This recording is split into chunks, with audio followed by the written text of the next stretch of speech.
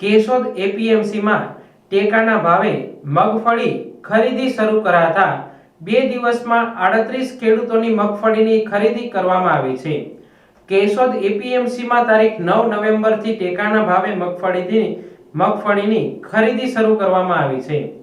ટેકાના ભાવે ખરીદી માટે તાલુકામાં કુલ 20,034 જેવી સંખ્યામાં ખેડૂતોનું રજીસ્ટ્રેશન થવા પામ્યું છે। આ માટે અર્જુન જૂથ સેવા સહકારી મંડળી અને શિવ અનાજ કોઠાડ સહકારી મંડળી મળી 3 કેન્દ્રો પર ટેકાના ભાવે મગફળી ખરીદીની કામગીરી હાથ ધરવામાં આવી રહી છે। 2 દિવસ દરમિયાન 3 મંડળીઓ મારફત 93 ખેડૂતોને મેસેજથી જાણ કરવામાં આવી હતી, જેમાં 38 ખેડૂતોની ખરીદી શક્ય બની છે।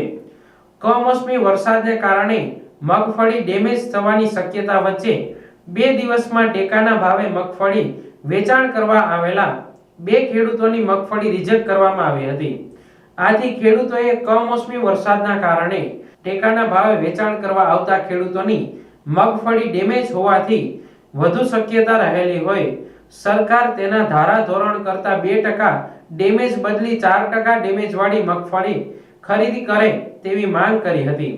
ખેડૂતોએ ગત વર્ષે સરકારે 200 મણ મગફળી ખરીદ કરી હોય આ વર્ષે 125 મણ ખરીદ કરાતા તેમને 28,000 જેવું મોટું આર્થિક નુકસાન થયું હોવાની વાત જણાવી સરકારના 200 મણની જગ્યાએ 125 મણ મગફળી ખરીદ કરવાના નિર્ણય સામે રોષ વ્યક્ત કર્યો હતો। મારું નામ રાણાભાઈ કાળાભાઈ કરંગિયા, બામણાસા ગામ।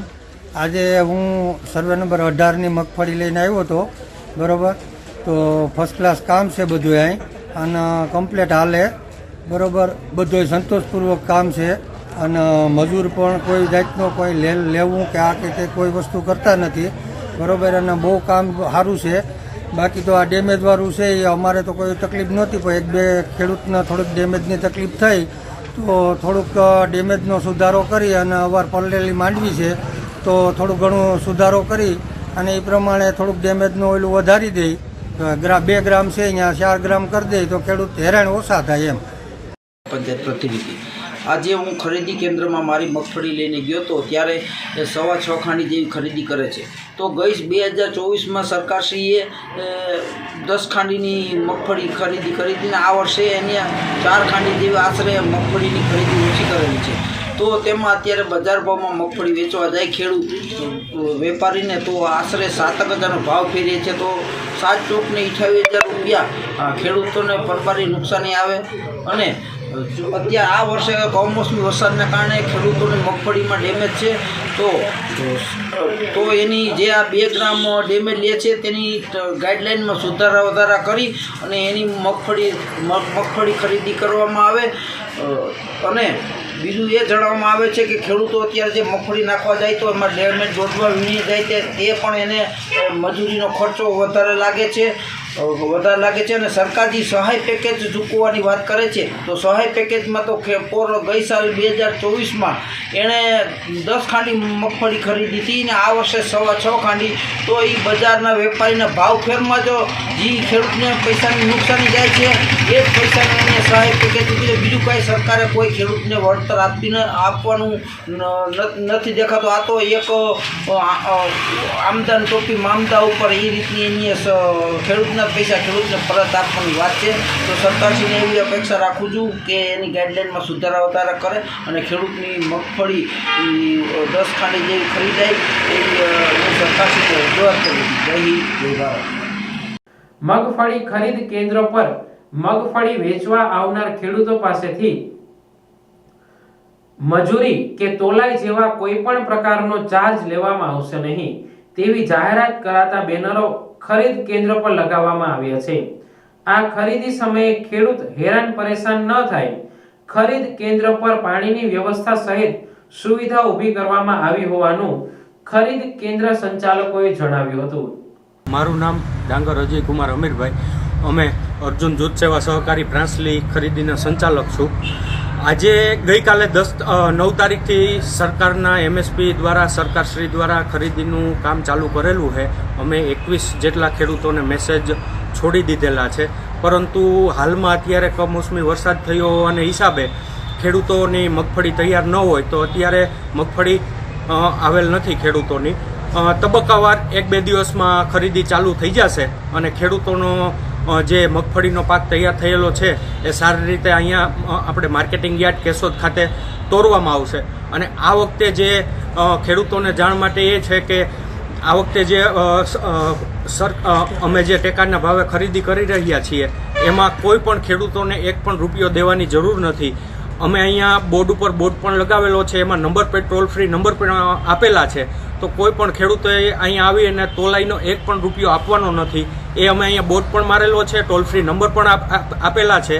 અને અહીંયા અમે જોઈએ તો ખેડૂતો આવે તો એના માટે પાણી, ચા પાણી અને બધી વ્યવસ્થા કરેલી છે. તો ખેડૂતોને કોઈ પણ જાતની કાંઈ પણ મુશ્કેલી નહીં પડે. કંઈ પણ જો મુશ્કેલી હોય તો એનું નિવારણ અમે અહીંયા બેઠા જ ખેડૂતો માટે કરવા પ્રતિબદ્ધ છીએ. મારું નામ અશ્વિનભાઈ કાળાભાઈ સિંહાર, શિવ અનાજ કઠોળ સહકારી મંડળી સંચાલક. સરકારશ્રી દ્વારા ટેકાના ભાવે મગફળી, સોયાબીન, મગ, અડદની ખરીદી ઇન્ડી એગ્રો વતી કેશોદ સેન્ટર અમારી સંસ્થાને ફાળવેલ છે અને કાલના 9/11/2025ના રોજ અમે શુભ શરૂઆત કરેલ છે. કેટલું રજીસ્ટ્રેશન થયું, કેટલા ખેડૂતોને બોલાવ્યા, 2 દિવસ દરમિયાન કેટલા ખેડૂતો આવ્યા છે? કેશોદમાં મગફળીનું 20,034 ખેડૂતનું રજીસ્ટ્રેશન થયેલ છે અને સોયાબીનનું 381 ખેડૂતનું. અમે 9 તારીખે 21 ખેડૂતને SMS કરેલ હતા, એમાંથી 9 ખેડૂતનો માલ લીધેલ છે અમે. અને આજે અમે 51 ખેડૂતને બોલાવેલ, એમાંથી અત્યાર સુધીમાં 29 ખેડૂતનો માલ લીધેલ છે. કમોસમી વરસાદ થયો છે, મગફળી નબળી હોવાના આશંકા છે, ત્યારે ખેડૂતો લઈને આવી રહ્યા છે. તમારા ધારાધોરણો શું છે અને કઈ રીતે ખરીદી કરવામાં આવે છે, રિજેક્ટ થાય છે કે કેમ? ધારાધોરણમાં 100 ગ્રામનો અમે સેમ્પલ કરીએ, એમાં 2% ડેમેજ, 2% FM, 4% અપરિપક્વ અને ચીમડાઈ ગયેલ દાણા, 4% અન્ય મિશ્રણ, જાડી માંડવીમાં 65નો ઉતારો, ઝીણીમાં 70નો ઉતારો અને 8 ભેજ. આ રીતનું પેરામીટર છે. અત્યાર સુધીમાં અમે જોતા 2 દિવસમાં 2-3 ખેડૂતનો માલ ડેમેજની હિસાબે રિજેક્ટ થયો હોય. આ વર્ષે વરસાદ થયો છે એટલે ડેમેજનો પ્રોબ્લેમ રહેશે થોડા જાજો, બાકી બીજો અન્ય કોઈ પ્રશ્ન આવતો નથી. આગળના વર્ષોની સરખામણીના, ચાલુ વર્ષના સરખામણીમાં ડેમેજ બાબતે કોઈ ધારાધોરણમાં ફેરફાર કરવામાં આવ્યા છે? નહીં, પેરામીટર એ જ છે આગળના વર્ષ. અચ્છા, જે ખેડૂતો આવે છે એમના પાસે અગાઉ આક્ષેપો થતા હતા કે ભાઈ ચાર્જ વસૂલવામાં આવે છે. આ વખતે કંઈક નિર્ણય લેવામાં આવ્યો છે કે ચાર્જ કોઈ ખેડૂત પાસેથી વસૂલાશે નહીં? અમારે અહીંયા બોર્ડ પણ લગાવેલો છે. અમારે જણસી ખેડૂત ઢગલો કરી દે ત્યાંથી અમારું કામ સારું થઈ જાય છે. અમારે એનો માલ તોડી અમારે સિલાઈ મારીને ગાડી પર અમે મજૂરને અમે જ ચૂકવીએ છીએ. ખેડૂત પાસેથી 1 પણ રૂપિયો અમે લેવામાં આવતો નથી કોઈ પણ જાતનો. આગળ જતાં ખેડૂતોને જેમ જેમ જાણ થશે, લાઈનો થશે લાંબી, ત્યારે ખેડૂતો સવારે આવશે અને સાંજે જશે.